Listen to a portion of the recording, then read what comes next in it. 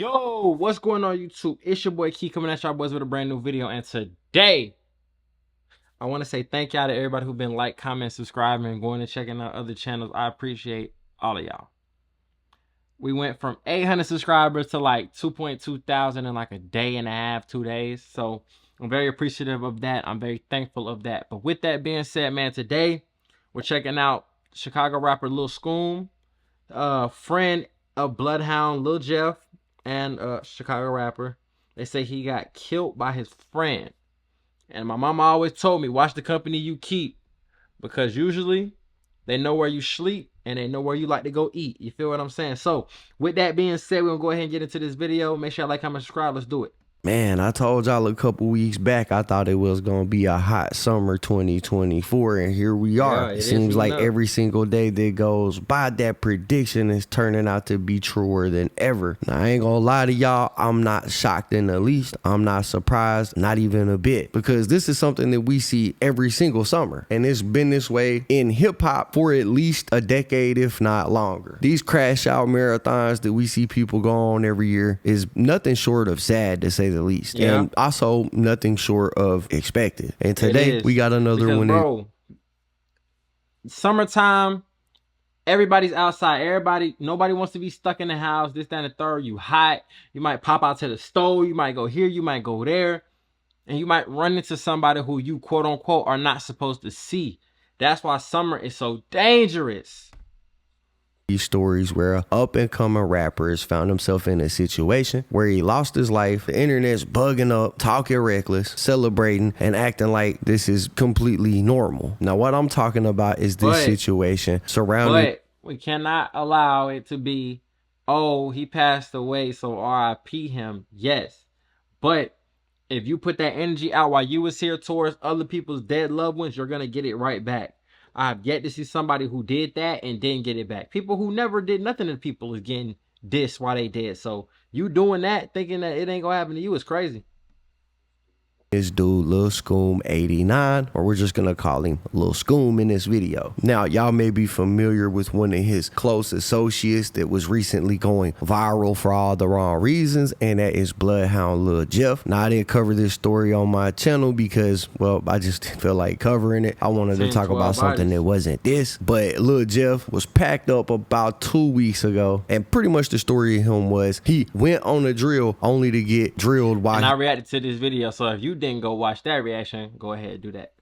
Was doing that. Bro really died on a hit. Now, we ain't really seen no updates to that story since it took place, but today's topic, this Lil SCOOM guy, he was one of Lil Jeff's homies, and yesterday news broke that Lil SCOOM actually met the same fate that Lil Jeff did. So on Sunday, July 7th, 2024, at around 11:50 at night, the Chicago Police Department responded to calls that were reporting shots fired and a man being hit on 89th and Langley and on 87th and Calumet. When police arrived on the scene, they found one man who had been hit twice in the chest, laid out on the ground, fighting for survival. He was loaded up on the ambulance and taken to the hospital, where he would later be pronounced dead and identified as none other than Chicago rapper Lil SCOOM 89. Now, what's wild is police actually arrived on scene so quick that they believed that they seen the shooter in this situation fleeing on foot. So they decided to pursue him. During that chase, the suspect in this case decided that it was a good idea to go ahead and open fire on the police as well. And this resulted in an emergency 10-1 being called in, and an absolutely massive police presence from multiple districts in the city responding to the scene. However, the suspect was able to get away. Now, at the exact moment that they were responding to... Nigga, how? Bro, Chicago, it has to be a conspiracy to let this type of shit slide. I swear, when they found out, they would say, oh, this what happened? There he go right there. We on him. How the fuck he get away? You called, I don't know, he had 5 stars. You called about an emergency call, he had 5 stars. How y'all let him get away?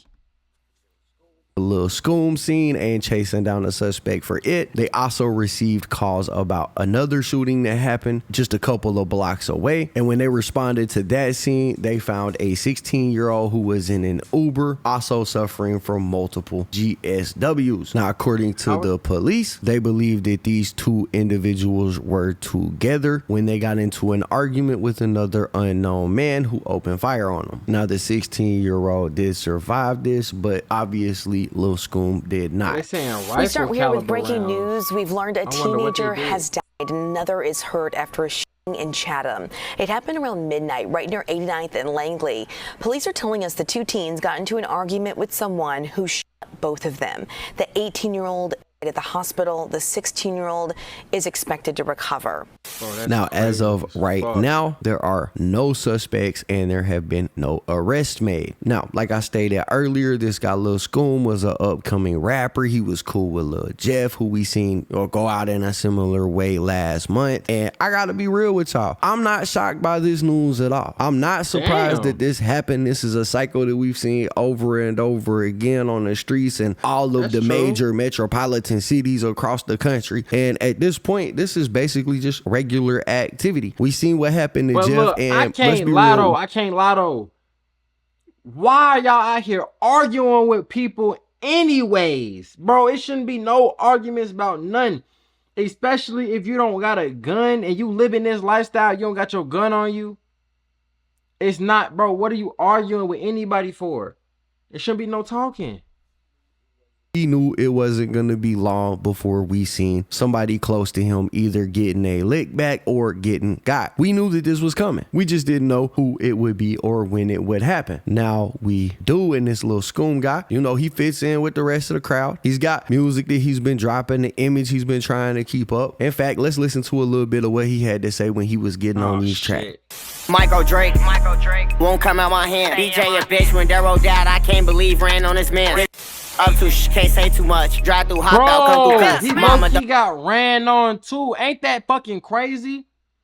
That's just like the Julio Fulio situation where he was saying all that stuff about the dude dying on his birthday and then he died on his birthday.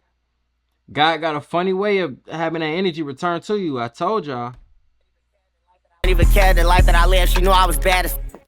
Yeah, so again, when you hear it and you see the news, it's not surprising that something like this could happen. He was out there in them streets. He was living that life. He was talking crazy on them records. And in that last bar on that song, you could hear him say his mama didn't even care about the life he was living. She knew he was bad. And speaking of her, she decided that she was going to talk about this in a Facebook post. She said, "Hi, everyone. I'm Mama SCOOM. All the laughs and jokes I accept because me and my baby had talks about this. He wasn't afraid, but one thing for sure, my baby called me before he left saying he ain't feel right. I love you, son, forever and after this life." I ain't gonna lie. My mama always told me, if you ever get a feeling like this, don't leave from wherever you, or either leave from wherever you at, like go to a safer place, or like if you got a bad feeling like I shouldn't go here today, I shouldn't go to the I shouldn't go eat at this restaurant right now.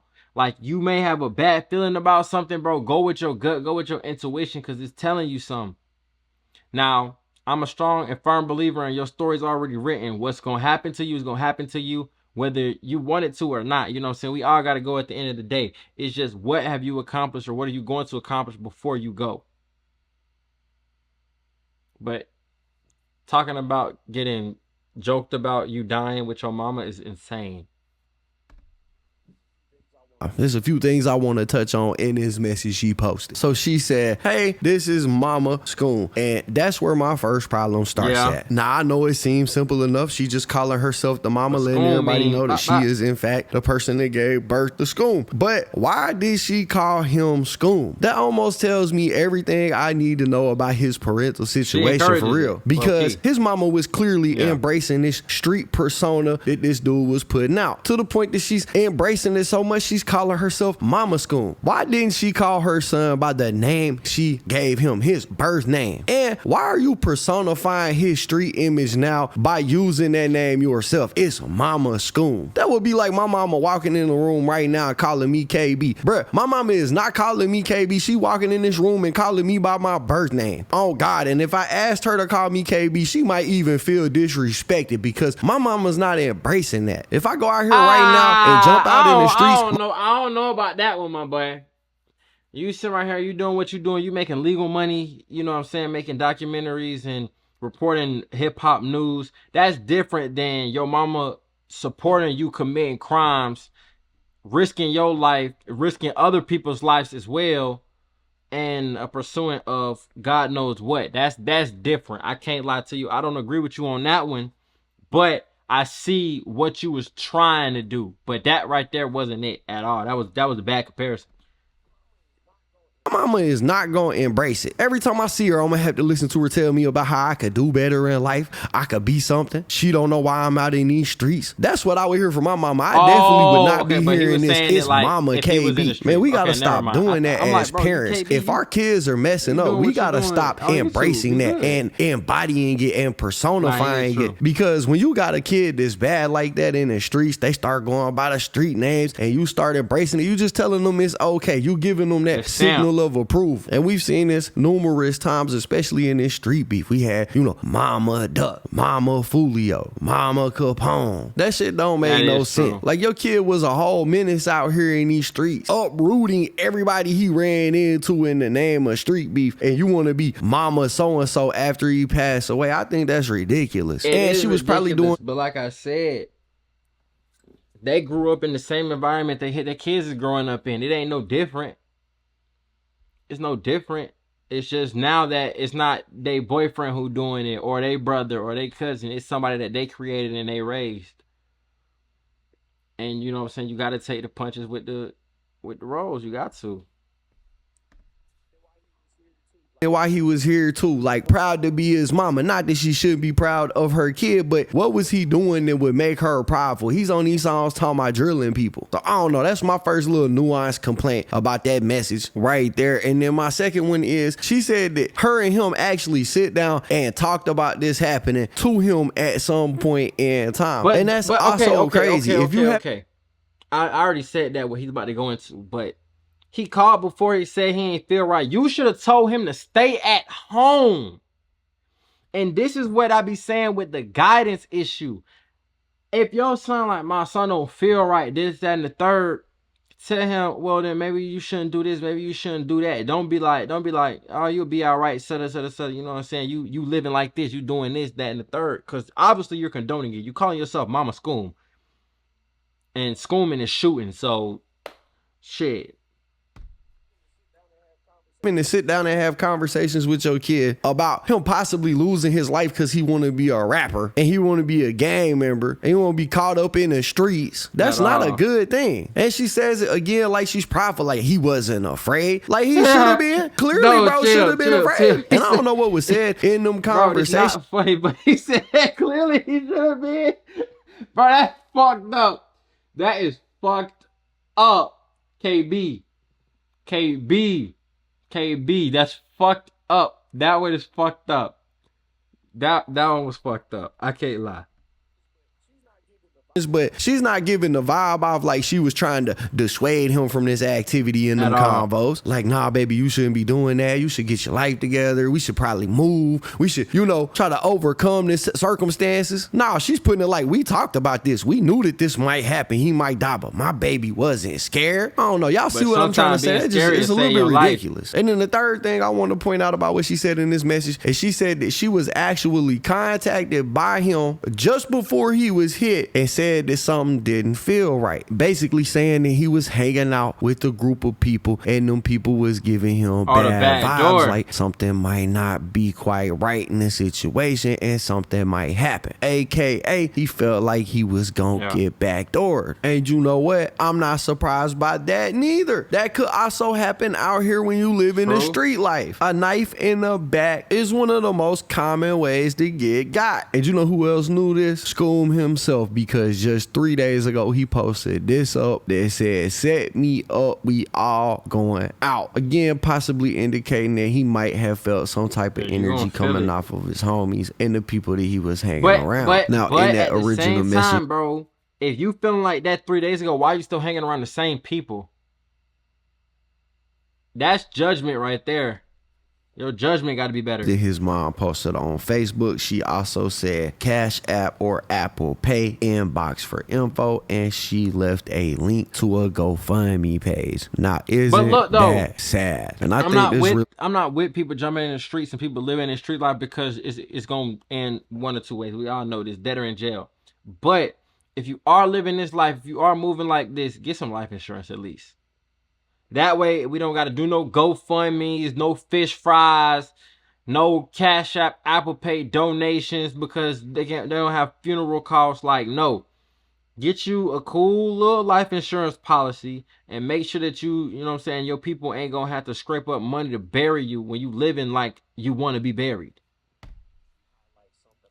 Highlight something I've hit on this channel before, and that is these dudes is out here. They all big gangster. They got all the biggest weaponry you can find on the streets. They rocking a Miri, designer clothes, designer shoes. They in the songs talking about we getting money, we banded up. But in real life, in the real world, when they get caught and they go outside, there ain't even enough money in and around the vicinity to help pay for the funeral. Like, where is his homies at right now? Where is the gang at right now that his mama need a little bit of help to lame the rest? When he was out here, y'all was, you know, ride or die for the homies, putting in work to prove yourself to people who couldn't care less about you less than 24 hours after you're gone. Mama's gotta be out here begging for money, trying to have a cookout so she can raise the money to even make sure that you have a proper burial. Like, it's sad, bro. It's real sad. And I'm gonna show y'all exactly how sad it is. So when we click the link and we go over to the fundraiser, we can see it says Lil SCOOM balloon release party Friday private service. Got a picture of Lil SCOOM here, and it's got 3 days until the service happens on July 12, 2024. And what's sad about this is she's got a goal of only $1,500 and she's only been able to raise 135 of it. Again, where is the homies at right now? 135. When you die, unless there are some real ones, like there are some, but 90 to 95% of those people that you out there doing this, that, and the third with, number one, they don't even got it for themselves, so they damn sure ain't giving it to you. And at the end of the day, they thinking, whether they your homie or not, they thinking it's better you than me anyways. Nobody wants to die. But just as much as nobody wants to die, they don't want to help with somebody who had passed away. They just gonna feel for you. Post you on social media, but you gone and your mama hurting, crying, and she only need $1,500.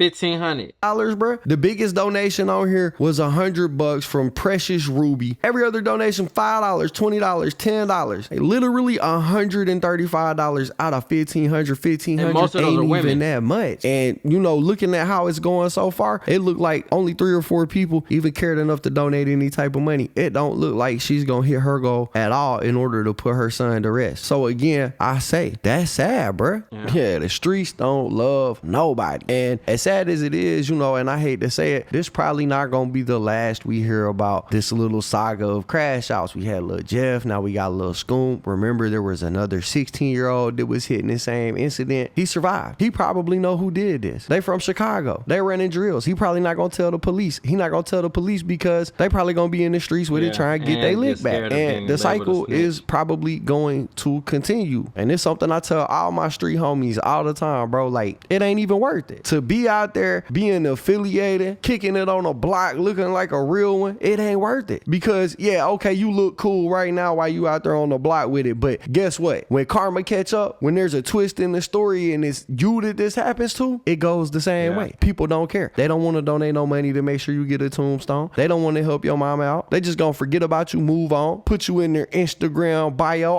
RIP so-and-so, long live so-and-so. And that's it. That's as far as it goes. So it ain't even worth it to be out here in the streets like that doing this. But anyways, that's, I want to go back a little bit. And the cycle is probably going to continue. And it's something I tell all my street homies all the time. It's so true. the cycle is going to continue. All the love that you may, and this may sound crazy to say, but really listen to what I'm saying. All the love that these people get once they pass away, somebody else is looking at them like, man, I want that same love, even if it comes with me being in the casket. So for example, there was a real street guy, real killer out of Texas named J-Dub. J-Dub had 2 caskets at his funeral. 2 caskets. They call him the Prince of the East. And he was a killer for real. He was 16 years old. He had at least 5 bodies out of Fort Worth. And you know what I'm saying? He got set up. And when he was actually going to do another killing, another drill, he got set up and the people end up killing him. But that's nor here nor there. The main point, the main story behind it all is that there's always going to be somebody who wants that spot no matter what it comes with.